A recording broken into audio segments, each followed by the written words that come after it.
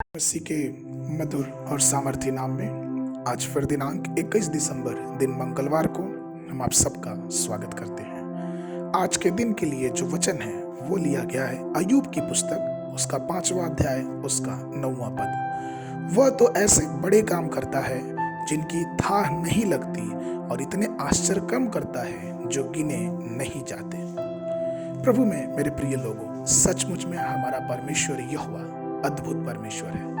वो इतना अद्भुत है, इतना महान है कि उसके सिर्फ कहने मात्र से इस संसार में चीजें होती रहीं। और वचन बताता है कि हमारा परमेश्वर दयालु, अनुग्रहकारी, विलंब से क्रोध करने वाला, प्रेम दिखाने वाला, हमारी दया करने वाला, हम पर दया बरसाने वाला, हम पे करुणा करने वाला और हमारे जीवनों में जो उससे भय खाते हैं, जो उस पर भरोसा रखते हैं, उनके जीवन में वो चमत्कार करने वाला परमेश्वर है। इसीलिए तो शायद अय्यूब ने अपने जीवन में इतनी बड़ी परेशानियों को देखने के बाद भी वह इस बात को बहुत धैर्य से कहता है और बहुत हर्षित मन से परमेश्वर की स्तुति करते हुए कहता है। अय्यूब उसका 9 अध्याय उसका 10 पद में, वह तो ऐसे बड़े कार्य करता जिनकी था नहीं लगती और इतने आश्चर्य कर्म करता जो गिना नहीं जा सकता।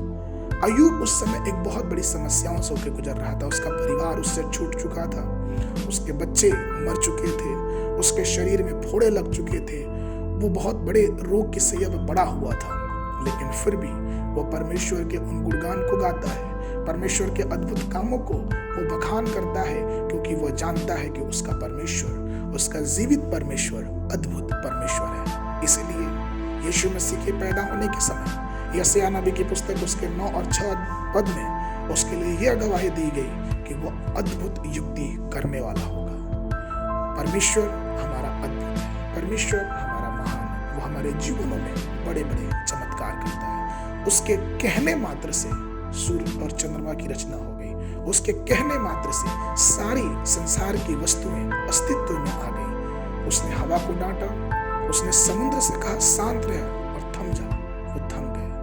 उसने लाजर को, जो कि हड्डियां सूख चुकी थी, जो उसका 100 से बदबू आ रही थी, वो मर चुका था और सिर्फ 1 या 2 दिन का मरा हुआ नहीं, बल्कि वो 4 दिन से मर चुका था। फिर भी सिर्फ उसके कहने मात्र से उसकी हड्डियों में जान आई गई, उसके शरीर फिर से चलने फिरने लायक हो गया। हम वचन में पढ़ते हैं कि सिर्फ उसकी कहने मात्र से 5 रोटी और 2 मछली से उसने 5000 लोगों को खिलाया। अगर यह काम एक अद्भुत और पराक्रमी परमेश्वर का नहीं तो फिर किसका हो सकता है। इसीलिए तो यिर्मयाह की पुस्तक उसके 32 अध्याय उसके 27वें पद में यिर्मयाह कहता है, क्या मेरे लिए कोई भी काम कठिन है। और लूका 1 के 37 में वचन इस प्रकार से कहता है, क्योंकि जो वचन परमेश्वर की ओर से होता है वह प्रभाव रहित नहीं होता है। अर्थात जो वादे परमेश्वर ने हमारे और आपके जीवन में किए हैं, जो वचन परमेश्वर के वचन में हम पढ़ते हैं, वो कभी भी प्रभाव रहित नहीं होंगे। वो कभी भी ऐसे नहीं होंगे कि बिना प्रभाव छोड़े हमारे जीवन से चले जाएं। इसलिए प्रभु मेरे प्रिय लोगों, आइए हम उस अद्भुत परमेश्वर के आश्चर्य कर्मों को ध्यान दें और अपने जीवन पे ये लालसा करें कि परमेश्वर के अद्भुत आश्चर्य कर्म हमारे और आपके जीवन में बने रहें, जिसके द्वारा उसकी स्तुति और उसकी महिमा निरंतर हमारे जीवनों से, हमारे मुखों से होती रहे, क्योंकि हमारा परमेश्वर चमत्कारी परमेश्वर है। हमारा परमेश्वर चमत्कार करने वाला परमेश्वर है। पवित्र शास्त्र की पुस्तक उसका भजन संहिता उसका 113 उसके 7 पद में ऐसा लिखा हुआ है, वह कंगालों को मिट्टी पर से और दरिद्र को घूरे पर से उठाकर ऊंचा करता है। इसलिए आइए हम उस अद्भुत यहोवा पे, उस अद्भुत परमेश्वर पे अपनी दृष्टि लगाएं, क्योंकि वो अद्भुत युक्ति करने वाला परमेश्वर है।